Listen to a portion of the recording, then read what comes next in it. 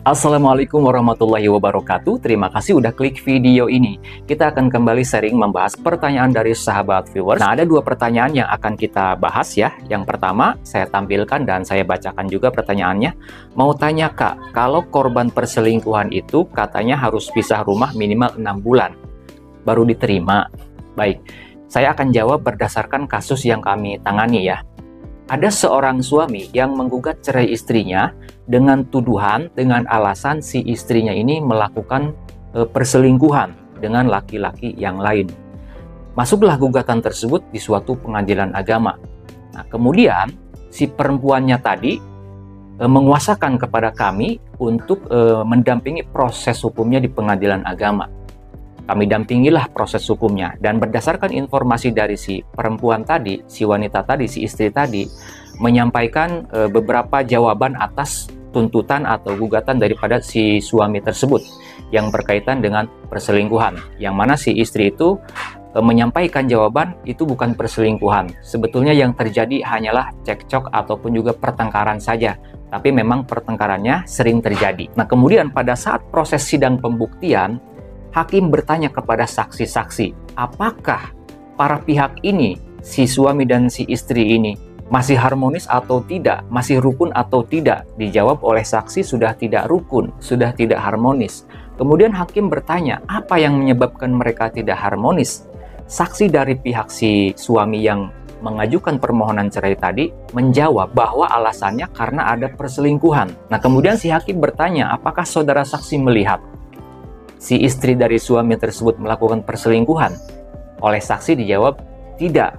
Dan ternyata dalam pembuktian tidak ada satupun bukti yang menunjukkan klien kami, si istri ini, melakukan tindakan perselingkuhan.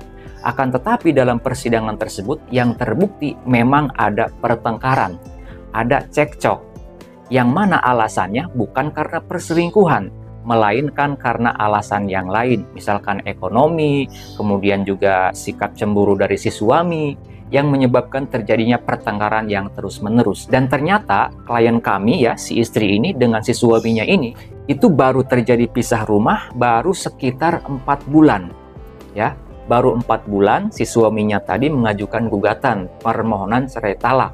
Nah, karena klien kami ini, si pihak istri dengan si suaminya tadi yang mengajukan permohonan cerai talak, pisah rumahnya baru sekitar 4 bulan, belum sampai 6 bulan, akhirnya pengadilan agama memutuskan perkara permohonan cerai talak dari si suami klien kami ini, permohonannya ditolak atau gugatannya ditolak oleh pengadilan dengan alasan prematur, yaitu gugatan yang diajukan belum pada waktunya, di mana ternyata pisah rumahnya baru berjalan 4 bulan, tetapi si suaminya sudah mengajukan gugatan.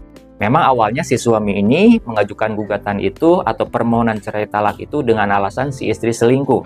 Tetapi karena tidak terbukti di persidangan, maka yang terbukti adalah pertengkarannya saja. Dan ternyata pisah rumahnya belum sampai 6 bulan, sehingga majelis hakim memutuskan untuk menolak gugatan atau permohonan cerai talak dari si suami klien kami ini. Jadi kesimpulannya, ya memang meskipun ada perselingkuhan, kalau tidak ada bukti yang kuat, bukti yang otentik, itu biasanya yang lebih diterima adalah karena pertengkarannya saja. Dan kalau diajukan gugatan ke pengadilan agama, harus sudah terjadi pisah rumah selama 6 bulan. Nah, itu adalah ketentuan ataupun surat edaran Mahkamah Agung yang menjadi pedoman bagi hakim-hakim di pengadilan agama. Kemudian pertanyaan yang kedua, Kak, kalau alasan karena peralihan agama, itu prosesnya gimana? Lama nggak? Baik, kalau misalkan gugatan perceraian yang alasannya karena ada peralihan agama, itu biasanya tetap diajukan ke pengadilan. Kalau misalkan dulu menikahnya berdasarkan agama Islam, setelah berumah tangga, pasangannya beralih agama, maka gugatan perceraiannya diajukan melalui pengadilan agama. Karena dulu nikahnya berdasarkan agama Islam dan dicatat di kantor urusan agama. Tapi kalau misalkan dulu nikahnya itu misalkan di gereja, kemudian akta nikahnya dikeluarkan oleh catatan sipil, kemudian setelah menjalankan rumah tangga ternyata salah satu pihak beralih agama atau pindah agama, maka gugatan perceraiannya harus diajukan ke pengadilan negeri. Karena dulu nikahnya berdasarkan agama selain Islam dan buku nikahnya atau akta nikahnya diterbitkan oleh kantor catatan sipil. Terkait dengan lama atau tidak itu tergantung apakah pihak tergugatnya nanti hadir di persidangan atau tidak. Kalau ternyata tidak hadir, biasanya prosesnya akan lebih cepat dibandingkan dengan si tergugatnya hadir ke persidangan. Nah, cepat dan tidak cepatnya itu berapa lama sih? Nah, kalau yang diajukan ke pengadilan agama, biasanya proses yang paling cepatnya itu sekitar 2 bulan. 2 bulan itu yang paling cepat, yang pihak tergugatnya tidak hadir dan gugatannya diajukan oleh pihak istri.